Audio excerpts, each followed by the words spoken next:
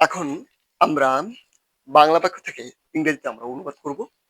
সেই বাক্যটি হচ্ছে, অফিসের সময়সূচি যথারীতি সকাল ৯টা থেকে বিকাল ৫টা পর্যন্ত চলবে।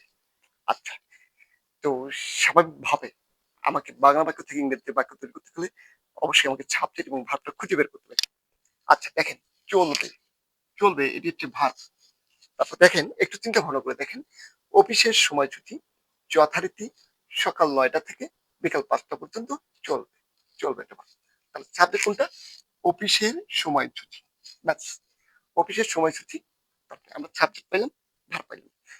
অনুবাদ করার আগে অবশ্যই প্রতিটার মিনিং আমাকে জানার ট্রাই করতে হবে, না জানলে আমাদের হবে না। আচ্ছা দেখেন, অফিসের সময়সূচি, সময়সূচি কি? এখন অফিস মানে কি অফিস, আর সময়সূচি আওয়ার্স। সময়সূচি কি আওয়ার, আওয়ার মানে কি ঘন্টা, ঘন্টা চুন। Office hour. এখন যথারীতি ইংরেজি কি? যথারীতি ইংরেজিতে অ্যাজ ইউজুয়াল। কি? যথারীতি ইংরেজি হচ্ছে অ্যাজ ইউজুয়াল। আচ্ছা, সকাল ৯টা থেকে বিকাল, থেকে ইংরেজি কি? আমাদের কি ফ্রম।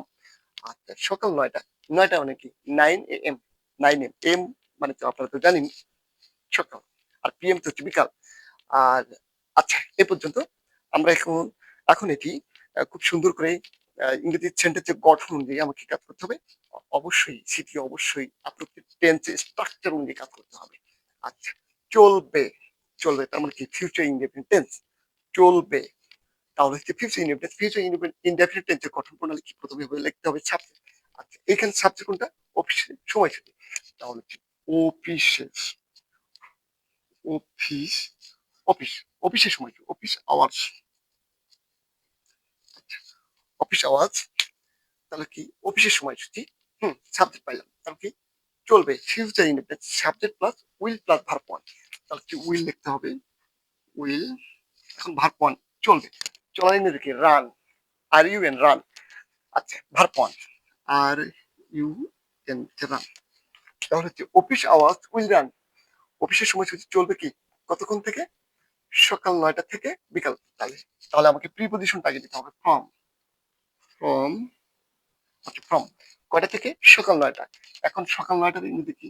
9, তারপর হচ্ছে AM, 9 AM। সকাল ৯টা থেকে কয়টা পর্যন্ত? ফ্রম 9 AM টু, আচ্ছা, বিকাল ৫টা পর্যন্ত। তাহলে হচ্ছে বিকাল ৫টা পর্যন্ত হচ্ছে কি?